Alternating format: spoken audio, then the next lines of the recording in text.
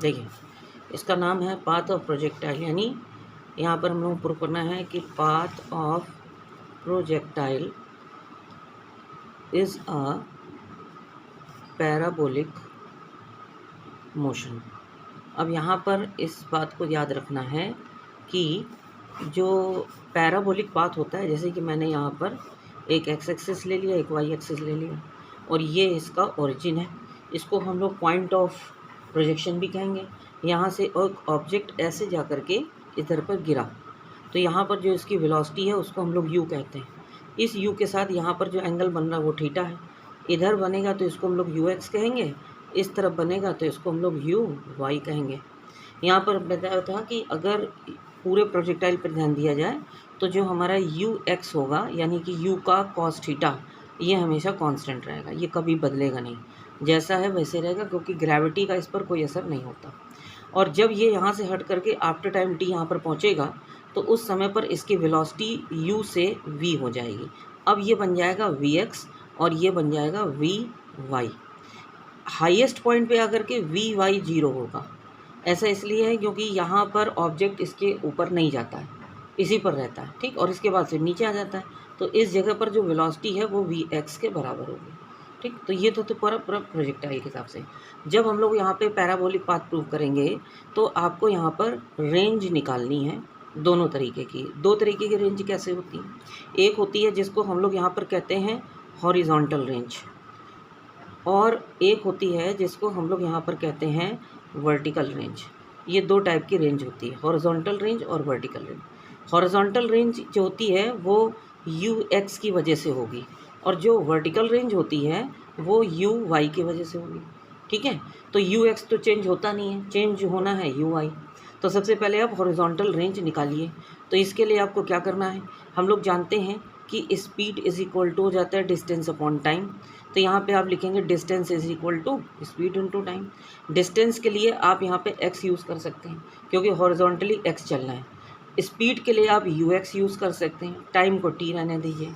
अब इस इक्वेशन से आप t की वैल्यू निकालिए, तो बन जाएगा x अपॉन यू एक्स, या फिर इसको हम लोग कह सकते हैं x अपॉन यू का कॉस थीटा। ये हमारे पास t की वैल्यू आ गई।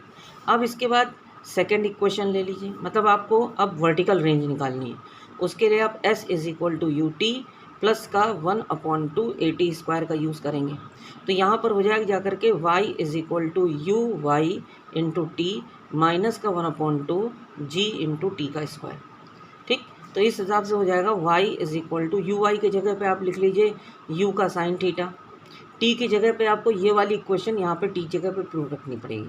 तो हो जाएगा x अपॉन यू का कॉस थीटा माइनस का 1/2 g इंटू टी का स्क्वायर, ठीक है। इस u से ये u कैंसिल हो गया, ये हो गया x का sine theta upon cos theta यानी टेन थीटा, और बन गया माइनस का 1/2 g इंटू टी का स्क्वायर।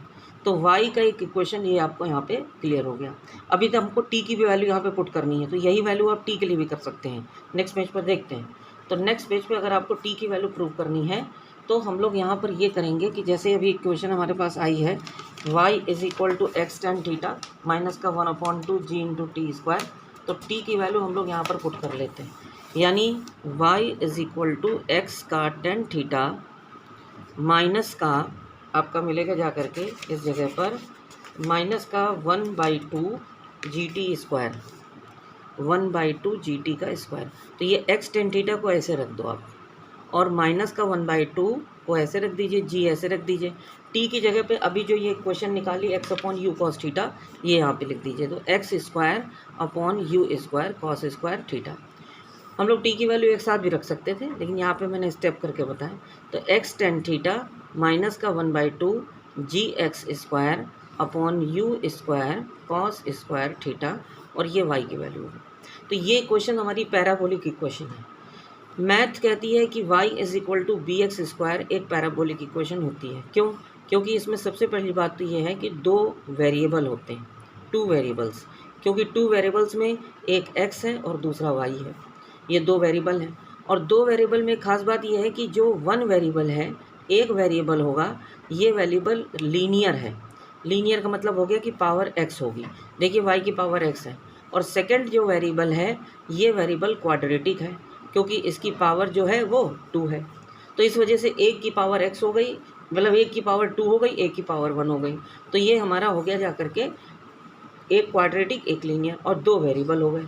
ये दोनों खासियत यहाँ पर होती है और यही खासियत इसमें भी पाई जाती है।